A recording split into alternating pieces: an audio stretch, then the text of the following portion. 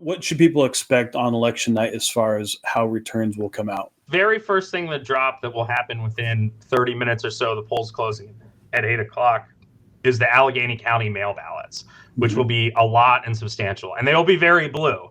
But how blue they are is our first indication of sort of where things are at. Because we will know going into election night, and I'm inventing a number here, 30% of the ballots are Republican or 28% are Republican, whatever it is. Yeah. How far above that number we are in the mail ballots will be an indication.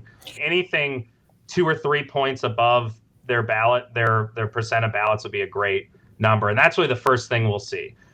Then the city of Philadelphia election day ballots will start to roll in. Mm-hmm. Welcome to Political Trade Secrets, an inside look at campaigns and politics, where we pull back the curtain, look under the hood, and investigate all aspects of politics and how elections are won.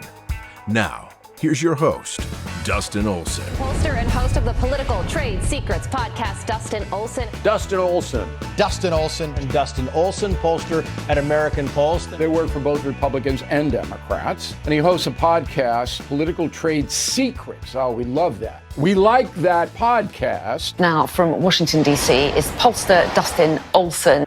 And welcome to Political Trade Secrets. I'm your host, Dustin Olson. It's great to have you all here with us today. We have a great episode in store for you. We're going to be doing Pennsylvania in focus. Plus, we're going to be releasing a new American Pulse survey of the swing state of Pennsylvania, which we expect to be ground zero for this election.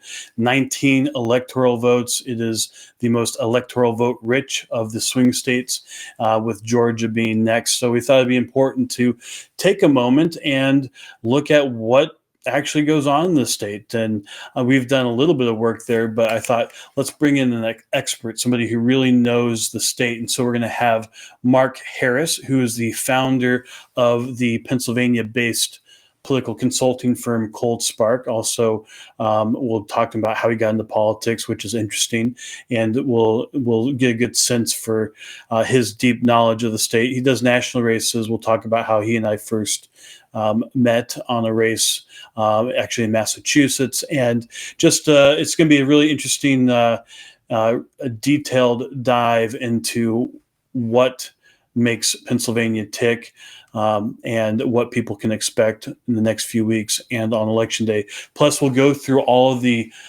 polling data that we have in this new American Pulse survey and get his take on it in our analysis of that.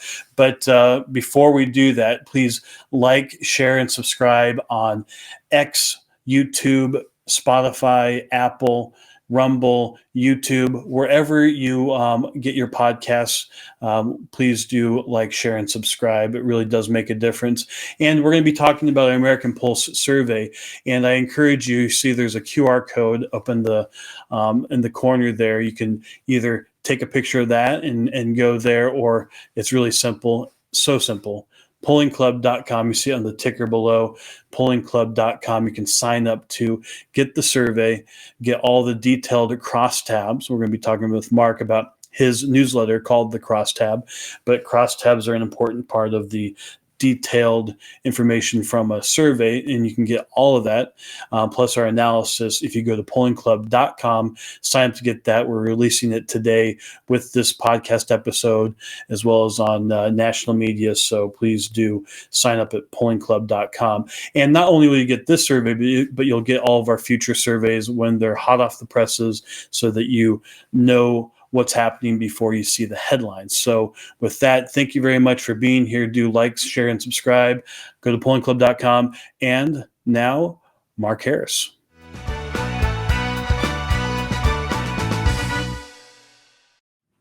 Mark Harris, it's great to have you here. Thank you for joining us. Thanks for having me, Dustin. Excited. So we've known each other for almost 20 years. We were on a campaign in Massachusetts, of all places, in 2007. The incumbent congressman decided to be the head of some school system there, and we had what people called was the macabre election with Jim Oganowski and Nikki Tsongas, both who were well known for family members passing away. But it was a a fascinating election, one that we weren't supposed to even get close.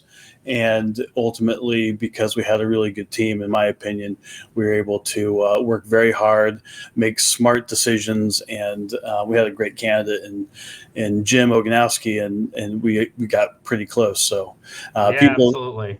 I don't know if you have this, but people still know me as that guy who won that race in Massachusetts, and I hate to tell them we didn't win. But yes, no, a lot of us went on afterwards to do even other, great stuff. So it's kind of funny, all the alumni from that race, but it's good to be here, Dustin. What was it about that race, do you think, that was unique and special? Well, look, election.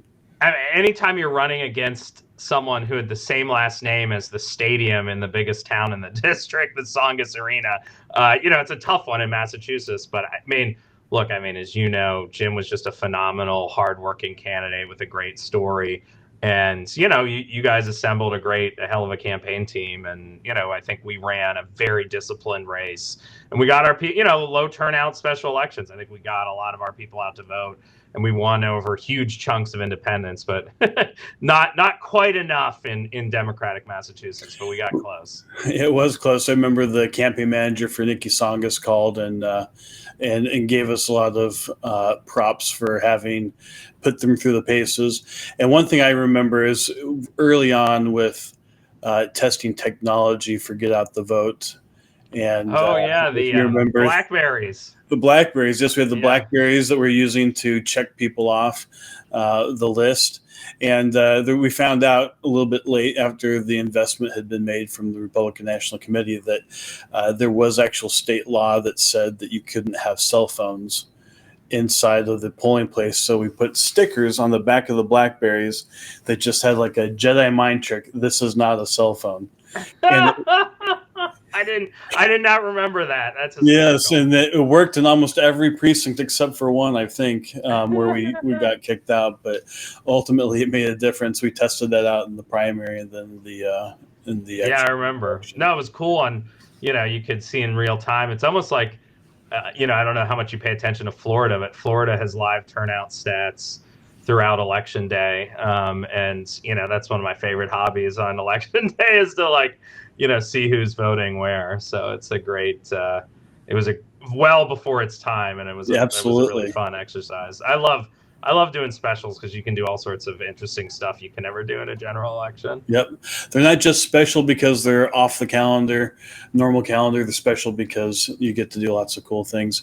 And it's interesting as we're releasing this podcast, I think I think the election was October 16th, if I remember correctly. It was sometime around then. Yeah, pretty much. Yeah, it was. We're basically that would be right. We're basically on the 17-year anniversary. That's pretty cool. So with that, I'd like to go to kind of how you got involved in politics. When I first met you, you'd been in a few years. You were fairly new, but you have a unique beginning to politics, unlike a lot of people. So how did you first get involved? Yeah, so at a really young age in high school, I knocked doors and stuffed envelopes and did all the volunteer stuff.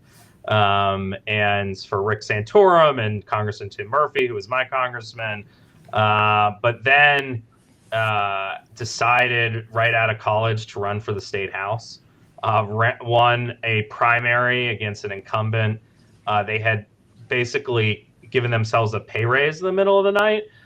So won a very tough primary election against the incumbent, but 2006 was not a kind year for Republicans. No. So went on to unfortunately lose the general, but it was the best thing that happened to me. I never would have got into the business in the way I did. I never would have met my wife, all sorts of things had I won. So losing was turned out to be fantastic, but I really think it helps me be better at what I do of advising candidates by the fact that I've been on the ballot. And sort of known the stress and intensity it goes through. I don't care whether you're running for school board or president, putting your name on a ballot is a big step. And I definitely think that having done that has helped me in my career for sure. Do you think it gives you more credibility with the candidate? Yeah, definitely. I'm frequently saying look, I've been there before. I was in your shoes, and I know these are difficult decisions, but this is why I think you should do X, Y, or Z, whether it's run, not run, run this type of TV ad, raise this money, whatever. I definitely think it helps. How would you say you were basically the typical candidate? All the problems that typical candidates have. Oh gosh, I was horrible. Yeah, driving by and like, oh, I don't see any yard signs in this neighborhood. Are we sure the television ad is actually running? All of those, all of those things I did, and I made all the mistakes. That's awesome. Now, how are you different than most of the candidates? Like, I'm sure there probably is a glimmer in there of this might be what I'm doing for the rest of my career. I mean, I think I really enjoyed the behind the scenes stuff, the strategy, the data. I mean, we had enough money to do one survey. It was a different world back then. It was all, landlines and, the good old days. Had enough money to do one survey. I carried that poll book around with me everywhere I went, which I feel like I'm still one of the old guys in this regard, because I'm always, pollster gives me a survey. I'm always like, can you mail me a book? Like, I need the physical, like a blue felt pen and the physical book. I cannot, like, I know people read them on their computers and stuff, but there's something for me. I need the physicality in order to really get into the data. But yeah, I think, the data side, the detail side, the actual loving the campaign process side, I hated the front facing. I'll never forget. I was in a grocery store. It was like midnight. I was buying cereal and a woman came up and accosted me about, like, why was I sending our kids to die in Iraq? One, I was running for state house. I had no control over foreign policy. And two, it's just like, oh my gosh, why am I doing this in my life? But I learned a valuable lesson at a young age, and I don't regret it at all.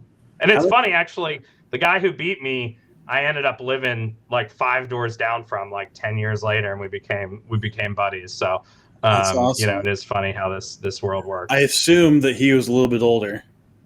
Yeah, he would have been like 10 years older than me probably. So he was still fairly young. He was in his early 30s.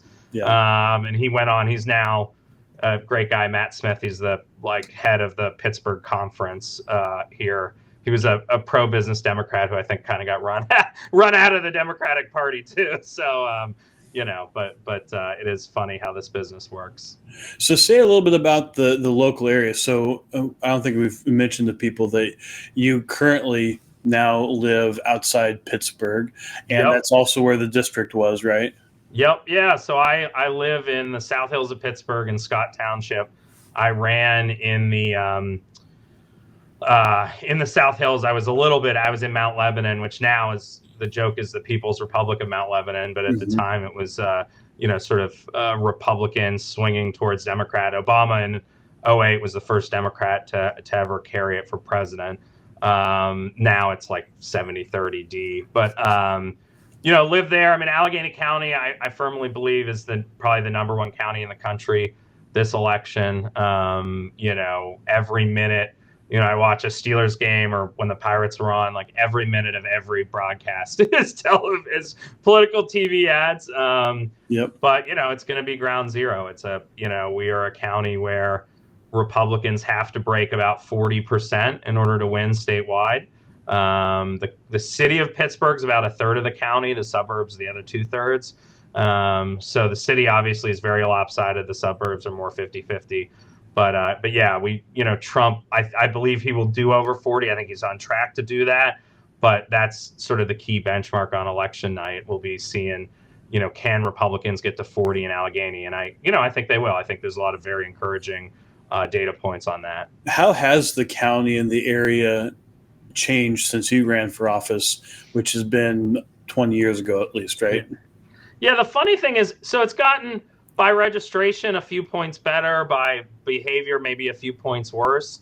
But the funny thing is that sort of stasis is really hiding underneath very large changes that happened underneath, which is basically the upper income Republican suburbs are now very Democratic, and then the working class white sort of Rivertown communities where the steel mills and stuff used to be that were very Democratic are now very Republican. So it happens to be that it's kind of balanced out, maybe a tad to the Democrats' advantage, but it's kind of balanced out. So there's been a lot of changes underneath the water, but, to a large extent on the top, it hasn't changed much. Yeah. So that's a little bit of the state's geography. You're on the western portion of the state, but you've done work all across. I've been to all 67 counties. And if I remember correctly, when you started ColdSpark, that was in Harrisburg, was it not? Yes, we started in Harrisburg. My business partner was in Pittsburgh, so we always had a Pittsburgh presence. But about 6 months in after starting it, we got the chance to relocate back to Pittsburgh, where I was born and raised. My wife is from Philadelphia. But yes, I mean, basically the basic demographics for Pittsburgh or Philadelphia or Pennsylvania, to think about it, is about 40% of the vote is going to come out of Philadelphia and the surrounding areas. 60% of counties, the right? Yeah, the collar counties and the Philly media market. 60% is going to come out of the rest of the state, and so you have to, for a Republican, you want to be around 38, 39% in the Philly media market, and then you need to run up the score in the other 60% of the state. So culturally, the state is really two different states, I would argue, politically. It's the Philly market, which is much more like, sort of New Jersey or New York, and then the rest of the state, which is much more like Ohio or sort of more Midwestern, not quite as red as West Virginia, but that sort of side of it. And so you have to really run up the score in those areas in order to overcome the sort of deficit that comes out of the Philly market. And when you think about the rest of it, there's lots of differences between Pittsburgh and a Harrisburg and Amish country, etc. Right? There's some. Within that state, it's a different state. Correct. Yeah. I mean, so you really, in the other 60%, I mean, Allegheny County is about 10% of the vote. It now, for the past few elections, which is new, is the biggest vote county in the state. It's surpassed Philadelphia. And so it's about 10% of the vote total. And that's obviously very different than the rest. But then after that, you really have, I think there's sort of two different types of areas: ancestrally Republican areas, which is really the Harrisburg area, where these people voted for Republicans since the Civil War. But there is a little bit of Democratic shift that's happening in those areas, particularly the suburban counties, Dauphin, Cumberland, and even in Lancaster, which for years and years has been the largest net Republican voting county. It probably still will be again, but it is shrinking, and York County is growing as a Republican vote generator. So it's possible York pretty soon will be the biggest county. So you have that Republican area. And then you have what was the heartland of Pennsylvania Democrats, which is basically Johnstown, a sort of band that runs across the state diagonally from Johnstown up to Wilkes-Barre, Scranton. And now that's where the Republican votes come out of. I mean, President Trump will win the Johnstown market by 30-some points. He'll probably win the Wilkes-Barre, Scranton market by 15 to 20 points. So it's a major, it's a landslide change from the past. Republicans winning places like Beaver County, Greene County, Luzerne County. I mean, we just had Luzerne switch its registration plurality from Democrat to Republican for the first time in modern history, and that just happened a month ago. So, the times are definitely changing in that sort of ancestral Democratic heartland. Very good. And we'll talk about that in a moment. Before we talk about the voter registration changes, I'm curious, just from your background and experience, you've had some formative experiences in the state. You do elections, across the country. That's how we met, was doing a campaign elsewhere. But what are some of the races that you really learned about the state and really are kind of why you are an expert in Pennsylvania politics? Yeah, I mean, so my first real race I did more than stuff envelopes in was Pat Toomey's very first Senate race in 2004. I was in college. I volunteered to be the chairman of Students for Toomey. We organized all the college campuses, did voter reg, and that we lost by 1%. It was a heartbreaker. I immediately swore off politics, said I would never work in politics again if the voters were going to, make such a dumb choice. Picking Arlen Specter in the Republican primary. And then 48 hours later, I was sending my resume to, whatever campaign I could get on. So I had the bug. But then I went on to manage in 2009 and 10, manage Toomey's second race, the first successful race where we won when Orrin Hatch was on the record the day we announced, saying no one thinks that Pat Toomey can win in Pennsylvania. We went on to win by 2 points. And then I was the GC for his reelect in 2016. Both were very different races, but with similar outcomes of winning by 2 points. So, those I've done governor's races and statewide judicial races and congressionals and we do state house and state senate work and issue advocacy work in PA. We've done a ton of PA stuff, but I think the Toomey work was really formative, and really him and how amazing he is. He really helped me launch my career, and I'll be forever grateful for that. And in 2010, if I remember correctly, he didn't think that Toomey had a chance, but didn't you guys chase Specter out of the race? Yeah, or sort of out of the race, out of the primary. Yeah, so we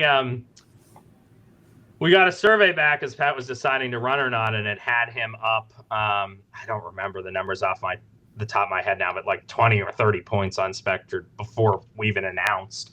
And so when we got in, we were 2 or 3 weeks into the race after announcing, and I got a call from someone who worked for Specter on the Hill who was like, "Oh, Specter's switching parties." And I called the state party ED who was like, "There's no way, that'll never happen, blah, blah, blah." But sure enough, that day, Arlen Specter switched parties. He would then go on to lose the Democratic primary, sort of humorously. But yeah, he switched parties, and it was a very different world at that point. But it was a crazy race from start to finish. Joe Sestak, who was the Democrat, was an admiral. He was very liberal. He was a congressman, but he was an admiral. And it was really, that race really taught me a lot about the power of the sort of military credential and how seriously, understandably, that voters take that credential and what a political upside it is. We can talk about that a little bit in a moment, because we're going to be talking about the new American Pulse survey. One of our companies is American Pulse. We do surveys nationally and in swing states, and we do surveys for both Republicans and Democrats. As you know, obviously we know each other from Republican politics, but we do have people on both sides, as well as a burgeoning independent movement that we have done surveys for. But I want to bring in the first thing. Just we're going to go through some of the takeaways. We're going to be releasing this here first, and this is the first takeaway that we have in the head-to-head race. So we did both the head-to-head, and then we also did multi-candidate. But in the head-to-head race for president, right now we have Trump at 50.5% and Harris at 49.5%. And that is, I wasn't expecting it necessarily, but we'll get your thoughts here in a moment as we go through the numbers. And then one of the things that I thought was interesting as we went through is we have the definitely Trump. So we asked people, you definitely or somewhat going to support somebody. And definitely Trump was 46.3%, and definitely Harris is 46%. We do look at intensity as pollsters as a pretty good indicator of where things are at, and it is dead even right there. So that's the head-to-head. Next, let's go to the next clip. So multiple candidate horse race. When we include Stein and Oliver, the Green Party and the Libertarian, and we gave people a chance to say if they're going to vote for Mickey Mouse or whatever else with the other. And then undecided obviously is very small. And in our surveys, we push people on whether they lean one way or the other, because oftentimes that's where people end up. And on this, it's 49% to 47.6%. All of this, of course, is within the margin of error. And then you go next. So you mentioned the military credential. I'm curious if this has an impact in this race. We have the U.S. Senate horse race. Incumbent Casey maintains a 3.3% lead over McCormick, at least in our survey. I've seen other surveys that are showing it getting close, which this is. And you have the incumbent under 50%, so 48.3% for Casey, the incumbent, against challenger McCormick at 45% and undecided 4.4%. That is pretty remarkable. I don't think a lot of people would have thought 2 months ago that we were going to be in this situation with Senate races across the country. We do a lot of Senate races, and we've been saying since probably June that the Montana race is over. And since last year, of course, that the West Virginia race is over, so Republicans are getting a majority. It's just a question as to how big, though there's been new surveys out that show that Nebraska is actually soft for us. But so Deb Fischer has to make sure she does her job so that if we win this race in Pennsylvania, that we can have a pretty robust majority. But what are your initial takes? We gave you this a little bit early. Anything that you saw from the survey that you thought was interesting you'd like to highlight? Yeah, look, I think it's, to your point, an extremely tight race, and I think your excellent data backs that up. And whether you look at the things that we expect on education or gender, like you're seeing the sort of splits. But I think Trump's ability to run up the score among male voters, including non-traditional Republican male voters. I mean, just today, Kamala is rolling out a agenda for Black men. Like, she's doing that because data like this showing that Trump is winning sort of historic numbers in some of these subgroups. And I think that's a very encouraging sign for Trump. I mean, the big question that we're all grappling with is, in the last 2 times he was on the ballot, he overperformed the polling averages. Mm-hmm. Will that happen again, right? Or have pollsters sort of adapted to him? If it happens again, there's a chance that the presidential race, and that some of the, we could be at 55 seats in the Senate, and the presidential may not be that close. But that's, none of us will know till election day. But yeah, I think that Trump's abilities to run up the score among men, his ability to break into Hispanics and African Americans, and his ability to really, the suburbs are, they're worse than they were in 2012 for sure, but he's sort of clawing back to his 2016 suburban numbers, which is exactly what he needs to do. So if I were on Team Trump, I mean, no rest till election day, but I'd feel like we really have the momentum coming into the close here. One of the questions that we asked, which I just thought because of where it was and the importance of the state, is do you approve or disapprove of the Biden-Harris administration's handling of the United States Secret Service in protecting presidential nominees during campaign rallies, such as Butler, Pennsylvania, since it was a local issue? And we had total approve was 34.4%. And then total disapprove was 51.4%. And it's a pretty stark difference if you have strongly approve versus strongly disapprove. Strongly approve was 20.1%. Strongly disapprove is 41.7%. That's an intensity gap of 21.7%. Wow. That I kind of wonder, first there's the attempt back in July, and that was going right into the Republican convention. It ultimately, that plus the debate led to a complete change up in the race. But then you had the return to Pennsylvania and to Butler about a week ago. And as a pollster who's been tracking not just our own surveys, but also public surveys and other people's internal surveys, there was a bit of a shift in the last week and a half. I don't know if it has much to do with Butler, Pennsylvania or not. That was very positive and also a poignant moment. At the same time, you have the 60 Minutes interview. You have Kamala Harris out there just terrible on the press. Yeah. What do you make? No wonder they've been hiding her, Dustin. Yeah, exactly. I mean, she's. They got to go back to the Biden basement strategy. I agree. She's just so wonderful. I don't know why they don't share with everybody. But so Butler, what do you make of that, and what kind of impact is that going to have on the race, and has already had an impact on the race? I assume it's more personal when it comes to Pennsylvania. Yeah, I mean, I do think it's had an impact. I mean, I say this all the time. One of the most underlooked data points is actually that, regardless of whether polls are showing Trump ahead by a point or behind by a point, they all agree that he's at basically the highest favorables that we've ever seen for him in an election year. Yep. And I think that's meaningful, right? And that's why I think there's been a lot of not a lot, but what Republican stragglers were sort of left. I think, the increase in Trump's favorables, Susie and Chris have done a great job at, keeping things focused and on, on path. And I think that, that has given him a lot of strength here. And, I'm optimistic that they're going to get across the finish line and McCormick across the finish line come November.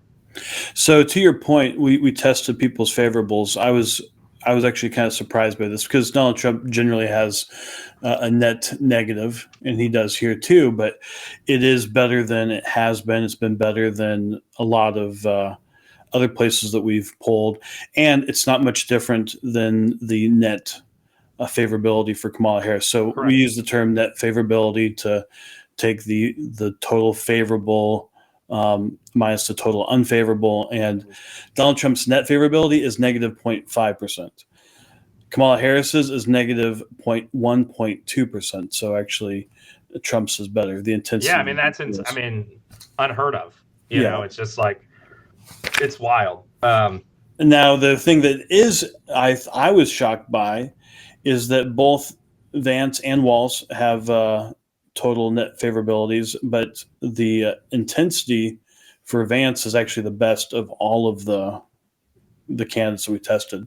And I'm curious, is that something that you are seeing in the state? I mean, he's there constantly. It's like he is here a lot. I think he's obviously a great surrogate. I mean, frankly, I have not tested him largely because I don't know. My general view is that VPs are not. I mean, they're great for raising money and being surrogates, but they're not vote drivers as much. Mm-hmm. But he has been doing the Lord's work for President Trump in Pennsylvania. He's basically been living here, and there's so much, particularly between Eastern Ohio and Western Pennsylvania. I mean, it really is the same place. There's so much cultural overlap, and so I think his message, his working class message. I mean, one of the things that I've seen consistently in data is, Trump among the sort of trade union folks, the bricklayers, the carpenters, those sort of folks, and Trump's going to run up very large margins, and that's an important piece, and certainly historically different from what Western Pennsylvania used to be, which is that's really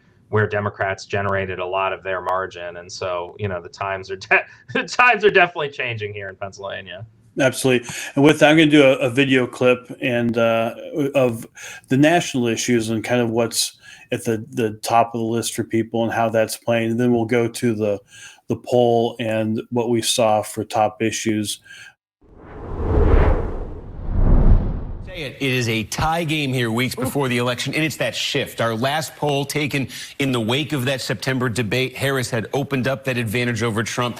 Gone in our new poll. What goes into that? What's behind that?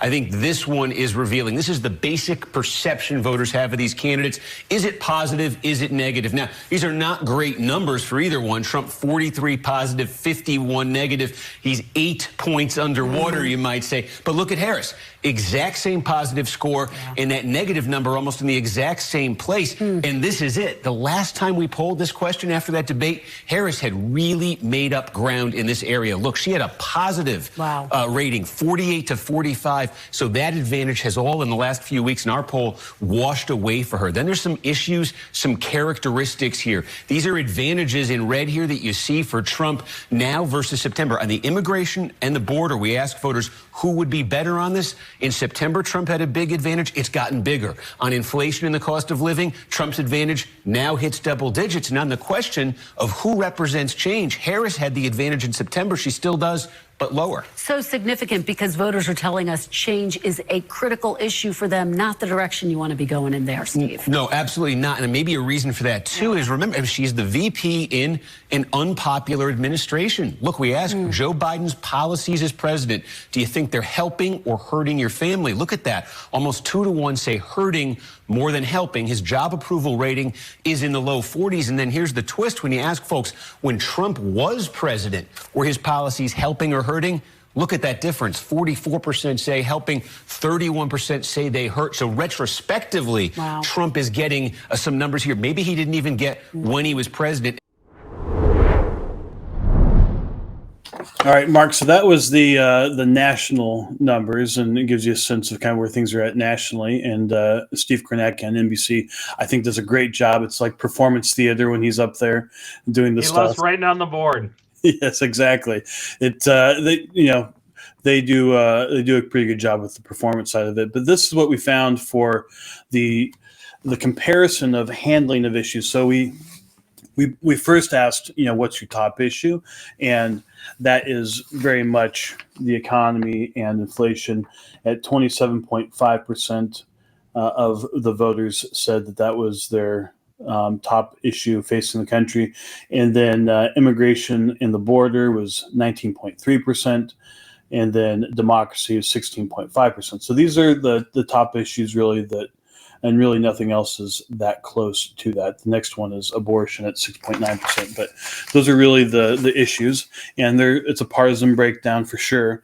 But you see, when we ask the question on these issues, who would be better at handling them, we have Trump on the economy and inflation is getting 51.9% saying that he would be better at handling that. Harris at 46.6%. Then we have immigration and the border, the second issue. We have Trump at 53.4%, and then we have Harris at 43%. We decided to ask the question. I was curious to see if fracking is actually a big issue, and we'll ask about that in a second. But energy and fracking, Trump is 50.4%, and Harris is at 45.1%. Foreign policy, it's a little bit closer. Trump at 49.6%, Harris at 47.9%.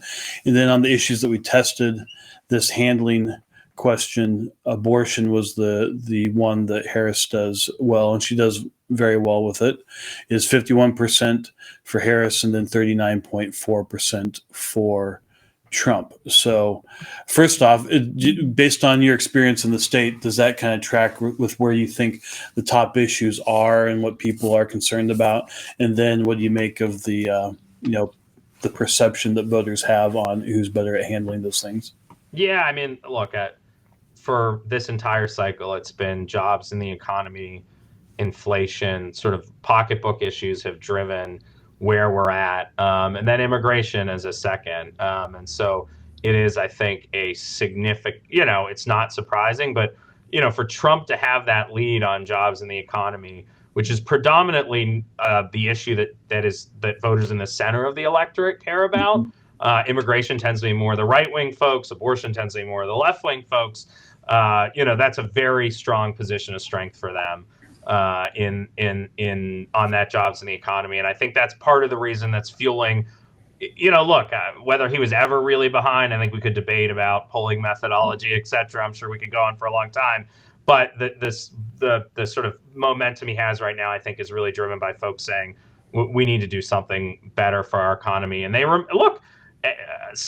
know John McLaughlin, a lot of folks ask this question, do you approve the job retrospectively that Trump did as president? Mm-hmm. And it's 55% of Pennsylvanians say yes to that, and I think that's driving a lot of this.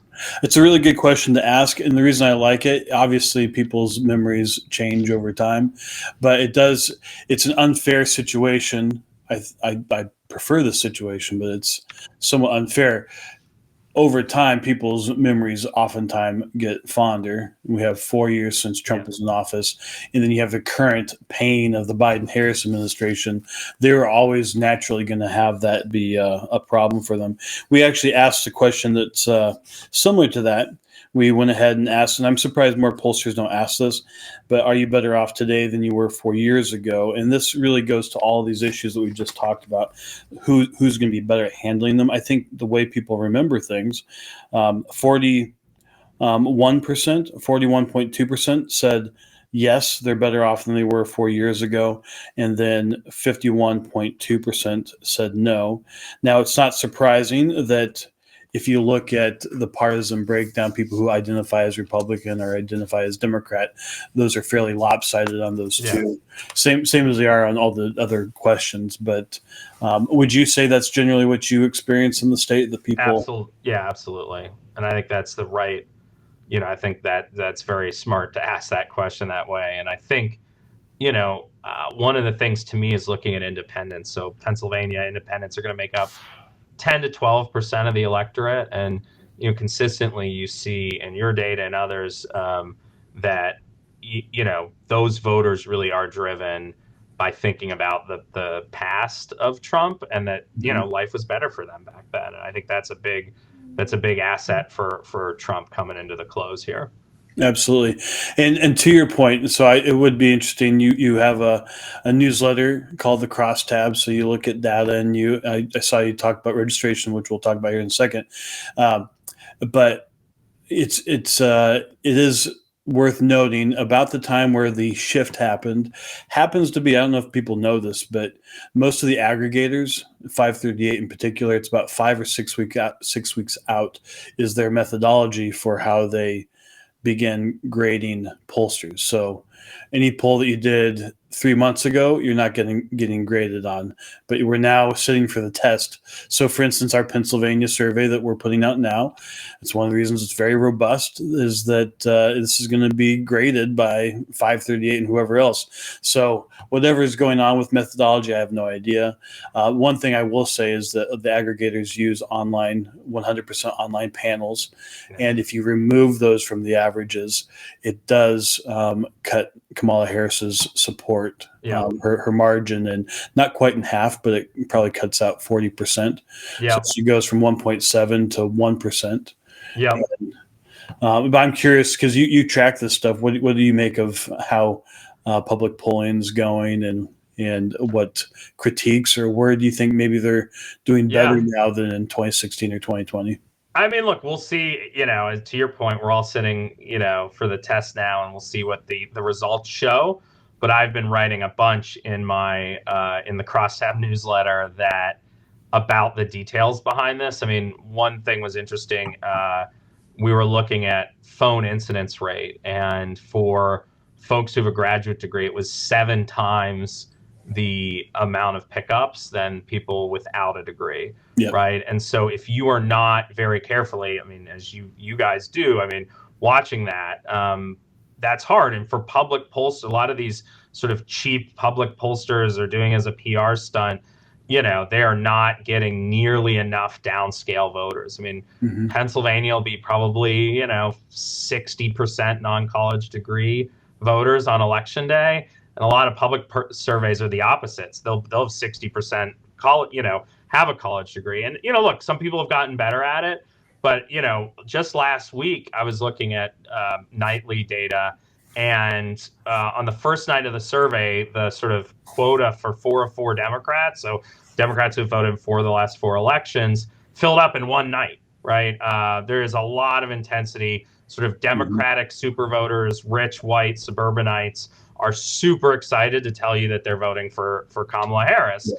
But that doesn't necessarily mean that the other people aren't going to vote, right? And that's the challenge, as is like, how do we reach these low incidence rate voters? How do we get to them? Because we know they're going to vote. We have a very good sense they're going to vote. But getting them on the phone or on text message, whatever, it is a challenge. And for those, professional pollsters like yourself who take that challenge seriously, it can be adjusted for and fixed, but it's expensive and hard to do. So yeah, I mean, the public polling world, I think we're going to have another big miss. Again, I just looked at this from the RCP average.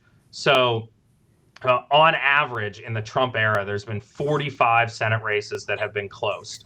So if you look at the Real Clear Politics polling averages, 6 points, the average Republican candidate from the beginning of October to the end does 6 points better. And that's average. About 25% of them do, like, I think it's 8 or 9 points better, right? And so,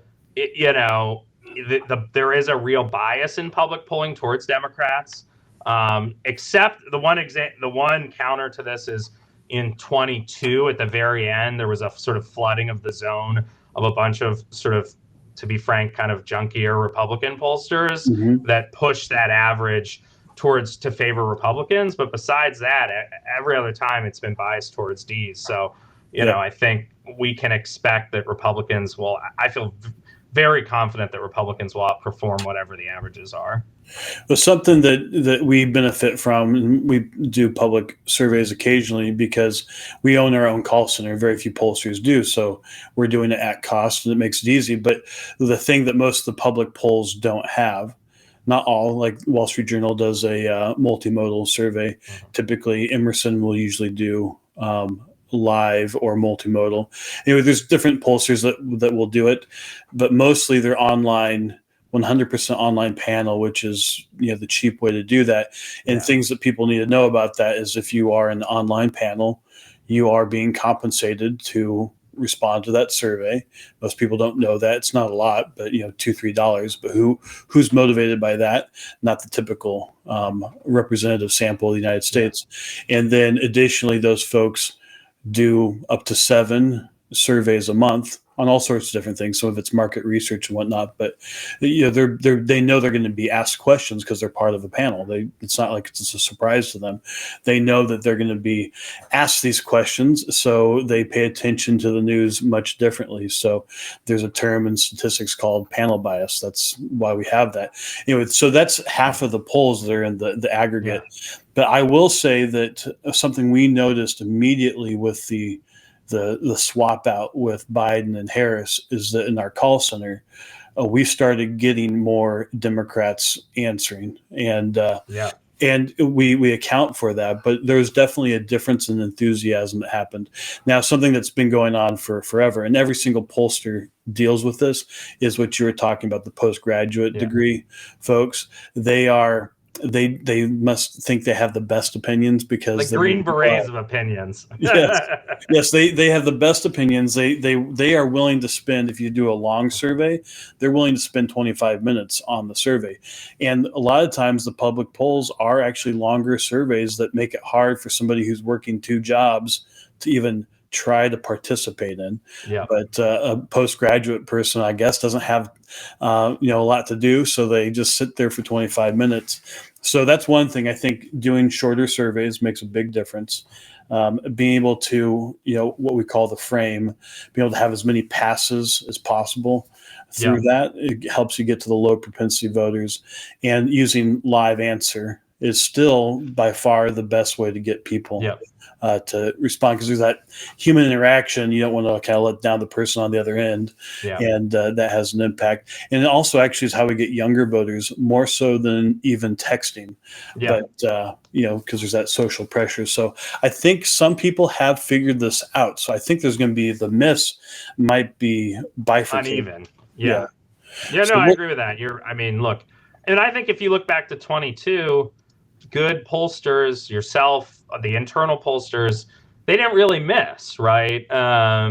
It was the public data, and I think 20 had some miss on the internal side. But look, when in a good internal survey at one of the grade A chip Republican pollsters, as people spend $70,000 on one survey. Obviously, someone who's doing it as a PR side thing for their university or whatever they're not going to do that. And so it's it is expensive and difficult to reach these people. And you have to judge the quality of the survey based on, to your point, how rigorous they are in their frame and their sample and dealing with these response bias and panel bias issues.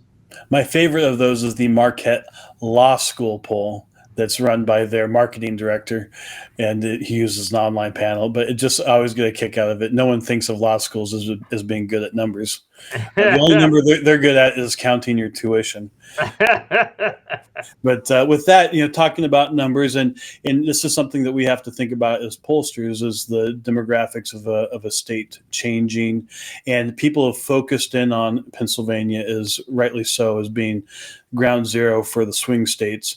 And there's been a lot of efforts on the Republican side. Scott Pressler, others, I'm sure, RNC, really focusing on voter registration. So we have a video of Enton over at CNN talking about the changes that have happened on voter registration. All right, so Harry, tell us what you have found about how voters are leaning at this point compared to 2020. Yeah, the voter registration numbers, if you want a stat that Republicans absolutely love, It's this one. All right. Pennsylvania voter registration. You register by party in that state. You go back to November of 2020. You see Democrats 47%, Republicans 39%. That was an 8-point advantage. Look at where we are today. Yes, more voters in Pennsylvania are registered as Democrats and Republicans, but it's now just 44% to 40%. Now they've got a 4-point gap. Republicans, have cut that Democratic advantage in half. In such a short period of time. They have gone out. They have registered voters. There are folks that have come over to their side who were previously registered Democrats. The question is, where are they picking up ground, Manu? Where are they picking up ground? This, to me, says it all. All right. Which Pennsylvania counties did the GOP gain in registration? If you look in the counties where less than 50% of the population is non-college white voters, Republicans gain just a point. Where you have over 50% non-college whites, look at this. Republicans gain 6 points on average. Wow. They are picking up ground in the areas you would expect them to pick up ground, right? Those non-college white dominated areas, coal country in the Northeast, Southwest outside of Pittsburgh, Pennsylvania. But the bottom line is the registration trends, the trends we've been seeing the last few cycles with Republicans dominating among non-college white voters, very much showing up in this party registration. It's so interesting because David McCormick, who's the Senate candidate, the Republican Senate candidate, told me actually he believes that can actually propel him to victory because they're narrowing that margin with Democrats of voter registration. All right, so Mark, I've seen a lot of this on social media, and I've seen a lot of this in the media in general. How much of this is true? We talked a little bit about the change, and you mentioned a couple of counties that have shifted. How much of this is just naturally happening, or is part of just good old grassroots and people actually working really hard, and is it going to have an impact? I think it'll definitely have an impact. The Democrat registration majority has fallen in half. It was a little like 650,000 in 2020. It's now down to 325,000.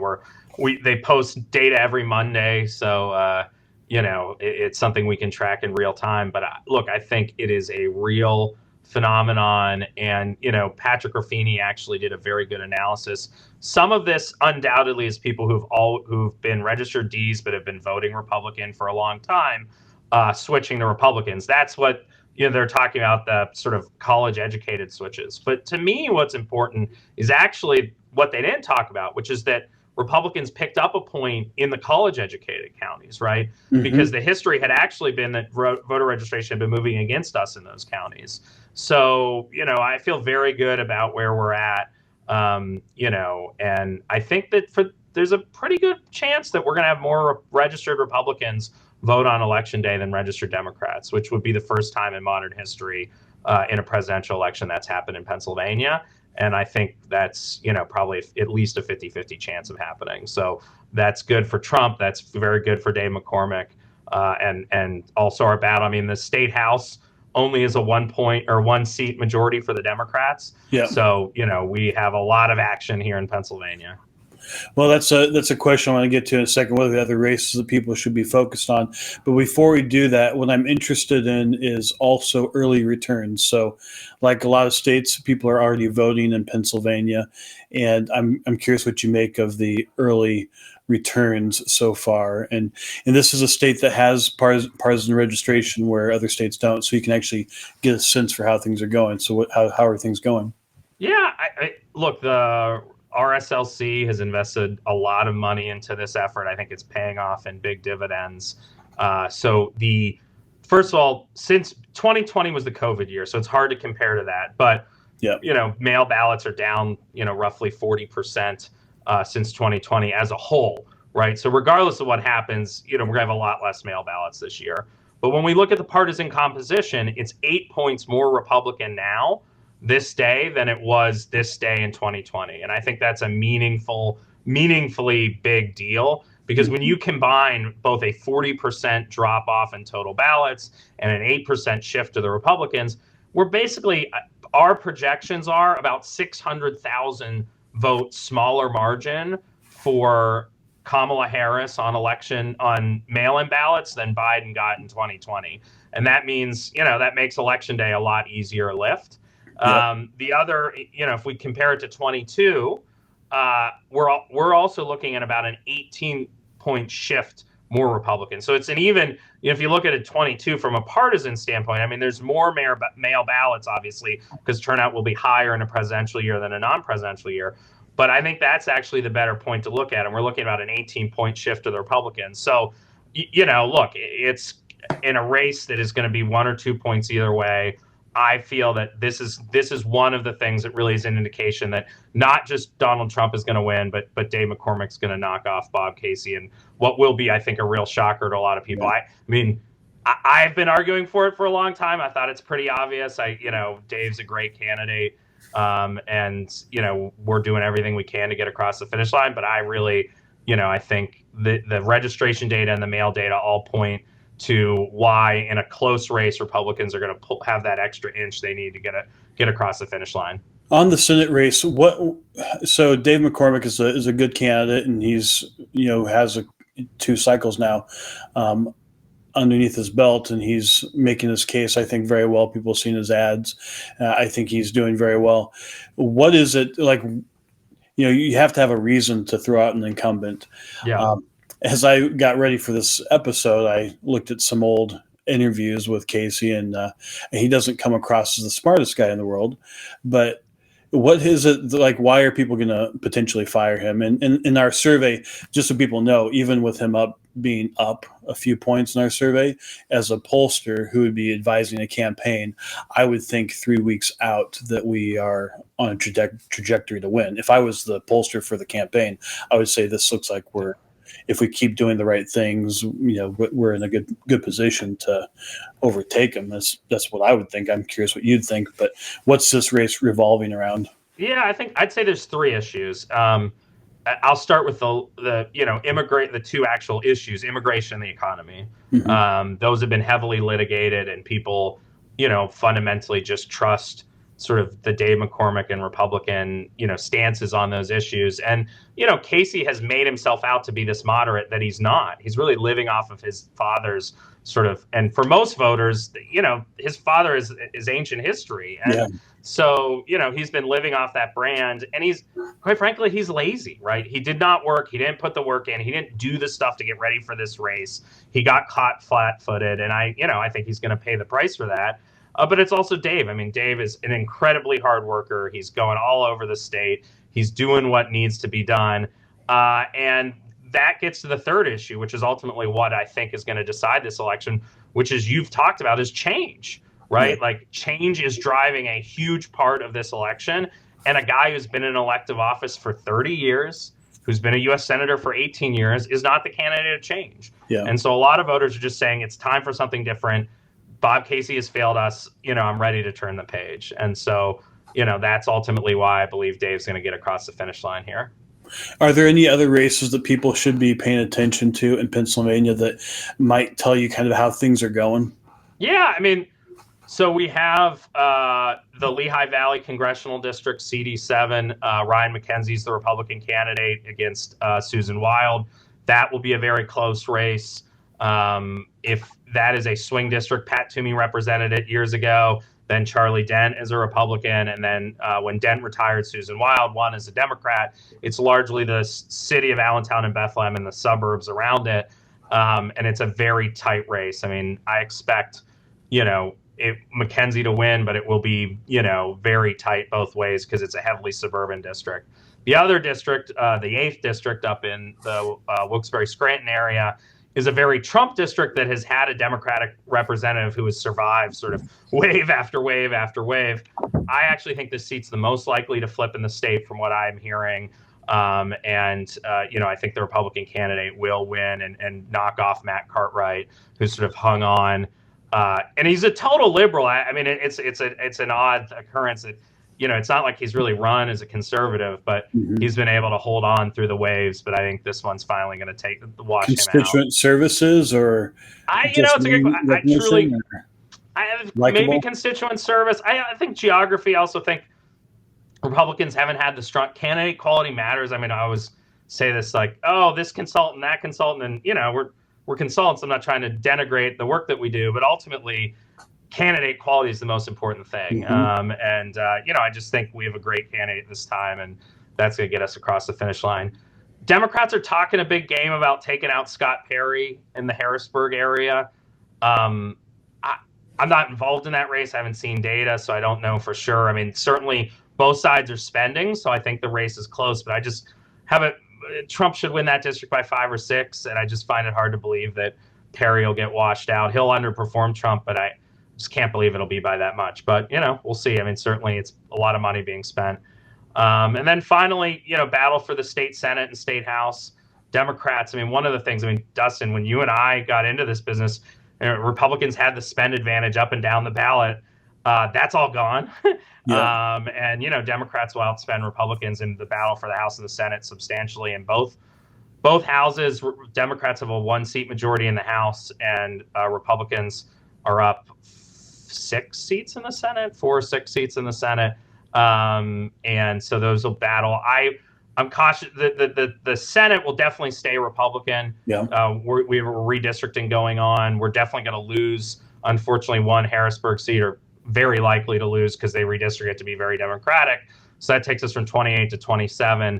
I think we'll hold every other seat, and there's some pickup opportunities. One in the sort of northern part of the city of Philadelphia, the sort of blue collar working area, and one here in Allegheny County. I'm hopeful we can flip one of those to get back to 28. And then in the state House, just a total, obviously in a 1-seat majority situation, a total sort of spending craziness bloodbath.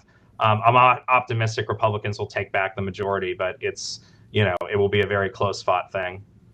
So as we go into election night, and you've watched returns happen many times, and I'm curious, for those of us who may not pay attention as often, this is something that I do think people nationally, though, are curious about, is Pennsylvania, what to expect with the returns and how they come out in waves, and how to read the tea leaves, and when to know if there's an issue, or, some people say the western side of the state's waiting to see what Philadelphia does, or whatever else. So what should people expect on election night as far as how returns will come out? Yeah, the very first thing that dropped that will happen within 30 minutes or so, the polls closing at 8 o'clock, is the Allegheny County mail ballots, which will be a lot and substantial. And they'll be very blue. But how blue they are is our first indication of sort of where things are at. Because we will know going into election night, and I'm inventing a number here, 30% of the ballots are Republican, or 28% are Republican, whatever it is. Yeah. How far above that number we are in the mail ballots will be an indication.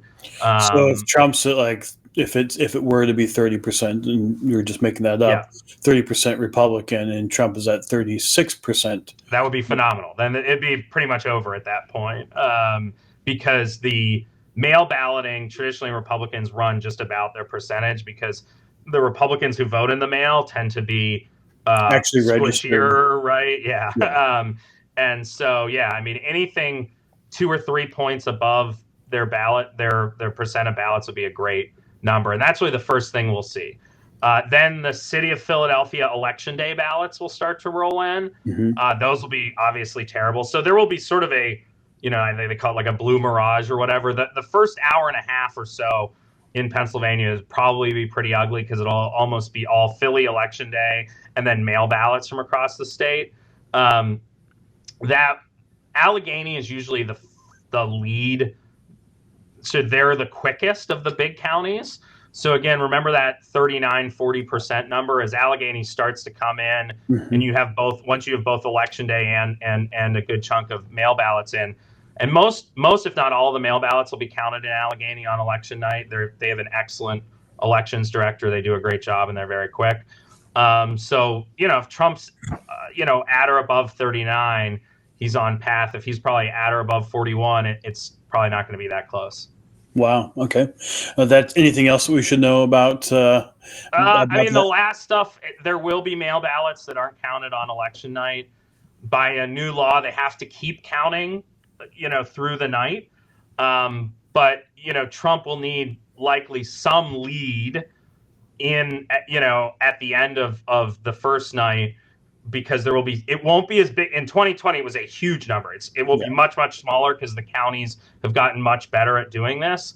But he will need some lead out of election night, because there will be bad Democratic mail ballots that are sitting out there, as well as the provisionals, which, will break, 10 to 15 points usually to the Democrats, and those won't get counted till the next day, because they have to adjudicate each one. I think we will know the outcome on election night, but if it is very, very close, then we may have to wait into the next day. How much of a margin does there need to be? It's so hard because I don't know how many mail ballots aren't going to get counted. Yeah. But I would say, I don't even want to guess, just because I just don't know how fast Philly. The big Allegheny will finish almost all theirs. The big question is Philly and the collar counties of Philly, which will roughly be combined. Maybe 50% of the mail ballots will be in those counties. They're the slowest to count their mail ballots. For some reason, I keep saying that we need to get the Allegheny County vote elections manager to be exported to Philly to fix their system. But, my hope is that we can get 80 or 90% of the ballots done. And in which case, Trump probably only needs 50 or 70,000 vote margin, to survive those remaining mail ballots. Well, who knows? Maybe the bug is the feature. They may not mind it. Well, the last question. This is probably the most important question. You're there in the Pittsburgh area, and I just you have lots of interesting food in Pittsburgh, and I want to know what's the best of the unique and quintessential Pittsburgh foods in your opinion. Well, Permanis is always the one that people rave about, that they feel it's right literally in the building that I'm in. Are you serious? Cool. Downtown Pittsburgh, yeah. Not great for my waistline, but that's the one with the French fries on the sandwich, right? Yes, they put the French fries on the sandwich, and that's the Pittsburgh thing. The other thing I would say, if you're in town, is any of the million places that sell pierogies, which are they're a Polish cheese stuffed ravioli and they are delicious. So definitely try that out when you're in town. That's awesome. Well, I definitely would love to at some point. And we talked about the crosstab, your newsletter, and ColdSpark. So if people want to get a hold of you at ColdSpark, one, how do they do it? And then two, what's the reason to do it? What sets you guys apart? Yeah, you could.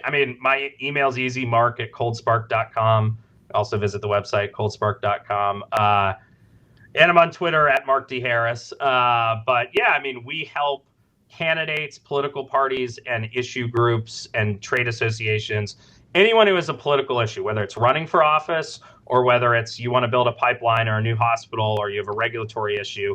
We do all the public side. We don't lobby, but I like to say we do everything but the lobbying. So build the public campaign for you, advertising, PR, etc. We have a little over 40 folks now on the team, and it has been great and an honor to sort of see it grow and thrive. But we would love to help anyone out who has solve these problems. Awesome. And then tell us a little bit about the crosstab and what you'd like to cover there. Yeah, so it sort of came about by accident. I was getting really frustrated with online panel public polls and sample bias issues. Yep. And I wrote something that we post on the ColdSpark website, and it got 4,000 views in 2 days. And so I was like, well, I have lots of, hot takes on the sort of technical side of our business. And so, we really cover the technical side. So media buying, polling, advertising strategy, it's really geared towards people who work in the industry.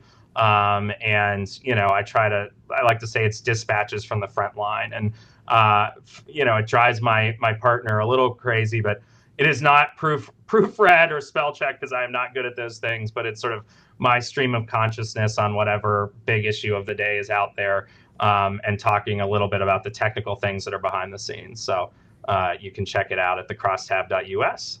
Awesome. If you have some particularly interesting ones, those are political trade secrets. So we'd love to highlight those here and maybe get a few more views. But Mark, thank you very much for being here today. Thank you for your insights. I think this is really the place people need to go if they want to know what's going to happen in Pennsylvania, is to see your insights and learn from that. I know for myself, I already have a better sense of what to expect on Election Day in Pennsylvania. So thank thank you very much for doing that. And I can also recommend people to check you out in ColdSpark, because I know you're a hard worker and you're smart, and that you will be very diligent to help whoever your clients are. So thank you once again for joining us on Political Trade Secrets. Glad to be here, Dustin. Thank you.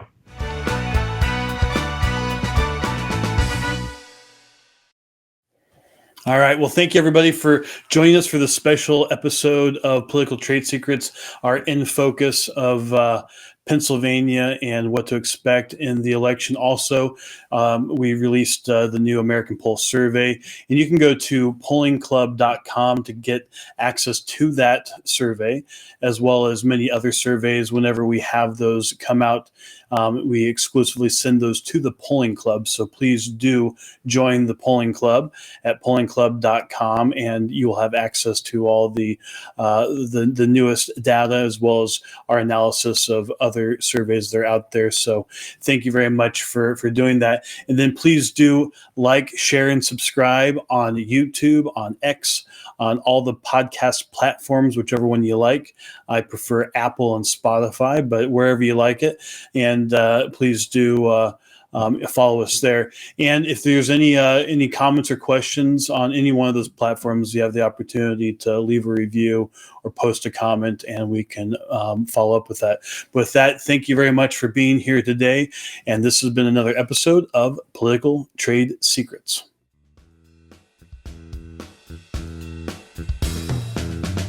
Join us next time by subscribing on iTunes, and get show notes and sign up for our newsletter at politicaltradesecrets.com.